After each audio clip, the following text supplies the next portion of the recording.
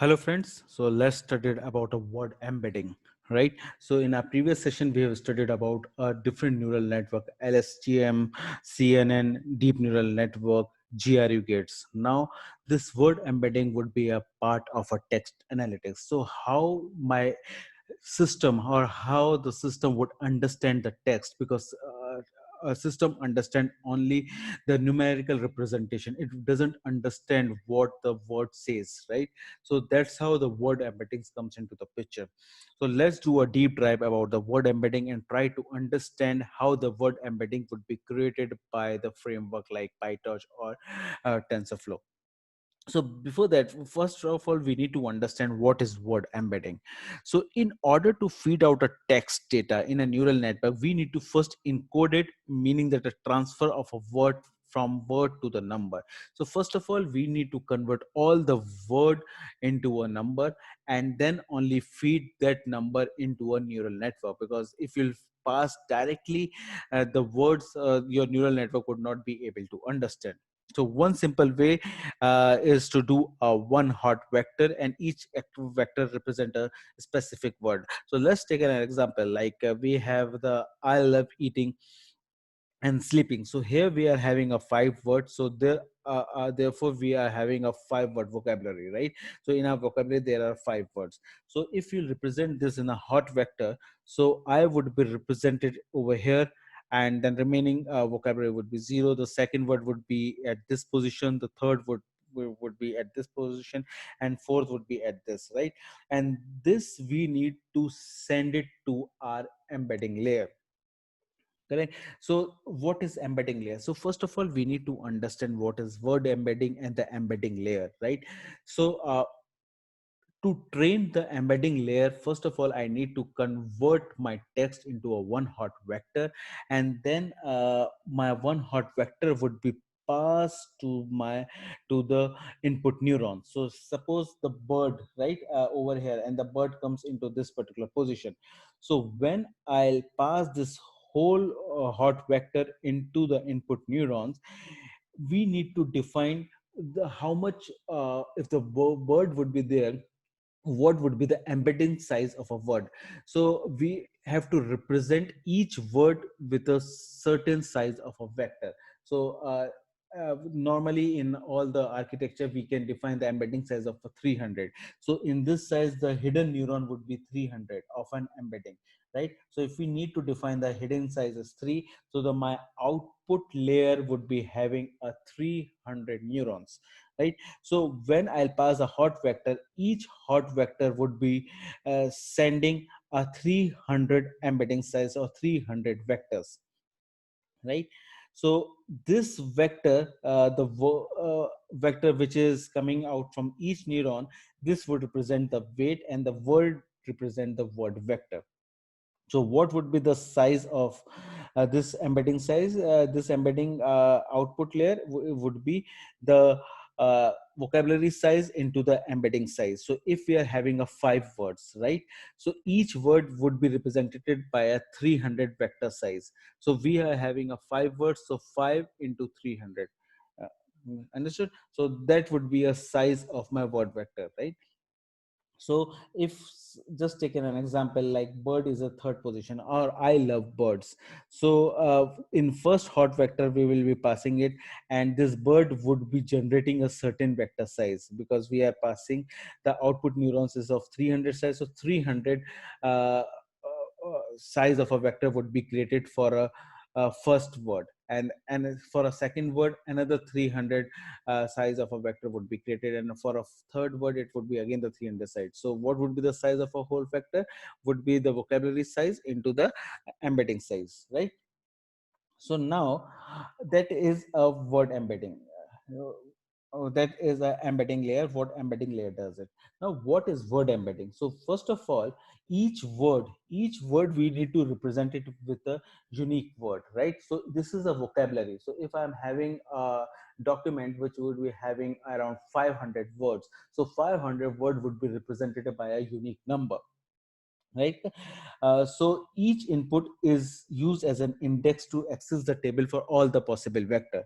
So now if you'll see, there are two sentences: nice to meet you and great to meet you. So nice is having a unique representation as 0, 2 is having a unique representation of 1, meet is 2, u and 3, and great is 4 and 2. If you see in the vocabulary, 2 is denoted by 1, so that's the reason this 2 would be represented as a 1. Meet is already been represented by 2, and that's the reason we have meet 2, and similarly the u is 3. So once we'll define, so my computer would understand 0123 means nice to meet you, and 4123 means great to meet you, right? So that is the first thing what we need to do it during a word embedding. Now each word, as we have seen it over here, each word would be generating from the embedding layer, each word would be generating a word vector. So now if you see here, the zero would be generating a certain vector size. So if we over here we have given the embedding size as 2, so that's the reason it has generated only the 2 size of a vector. 1 is represented as a 2, then it is generating a 2 size vector. And how this vector has been generated? This vector has been generated by passing my input neuron from the hot vector, from the one hot vector, and passing it through the DNN layer, and then the output layer would be the size of a hidden size, and that much vector it would generate. So here my output neurons would be 2 in this case, because the embedding size is 2, so the output neuron would be 2 in this scenario, right? So similarly, now we need to model it, and then whatever the word would be represented, each word would be represented by a unique number, and this unique number would be represented by a following vectors, right? And this vector is known as a embedding. So now if you'll see the great to meet you, the 4 would be represented as a 1.3 and 1.1 vector. 1 would be represented as 0.9 and 0. And 2.5. Similarly for the other words. So words are now represented as a vector, and then the model context into the consideration, right?